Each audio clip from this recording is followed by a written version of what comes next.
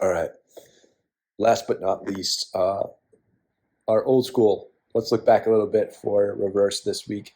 I want to talk about, so full disclaimer, I have worked at Singer Vehicle Design before down in Los Angeles. Um, so that's my disclosure. I've been involved with this car and the other cars that Singer has built and will be showing and building for customers here in the near future. So this week, the DLS, the Dynamic and Lightweight Study, was there's a bunch of videos that are now starting to come out about that car. That car was shown originally 2017, 2018, a while back, and those cars now have slowly been the production on those cars has slowly been ramping up, and they're starting to make deliveries. Because of they're making deliveries, customers are starting to put out their like YouTube videos, for example, of their own cars. This week, Chris Harris on his Collecting Cars channel, which I'll put a link to this video, he does a review on the DLS. It's like a 20-minute video. It's very good in classic Chris Harris style. And something that many people might not know about Chris Harris is that he actually participated in the development of the DLS. He's a big Porsche 911 guy, obviously, for anybody who knows him.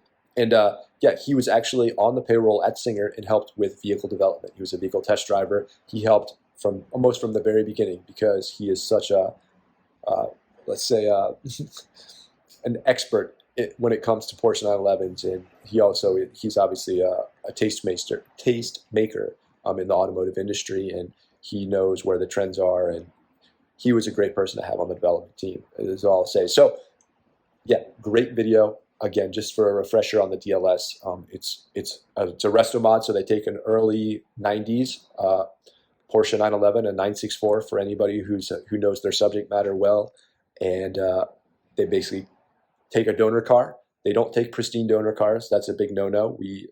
At Singer, they pride themselves on only taking cars that would otherwise probably find themselves in a scrapyard.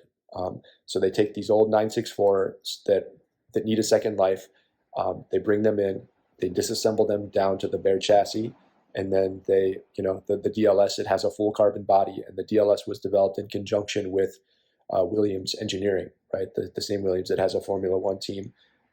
Went through everything, right? And the whole point of the DLS was studying how could you make the most extreme version of the Porsche air-cooled 911. If Porsche was still building air-cooled 911s, this would be that car today. So again, it's a fully carbon fiber body. The engine is completely rebuilt. It's built out to 4 liters.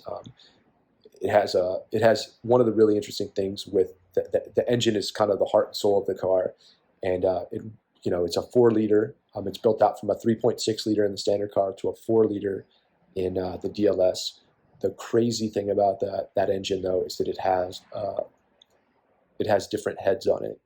The standard 964 Porsche had 2 valves per cylinder.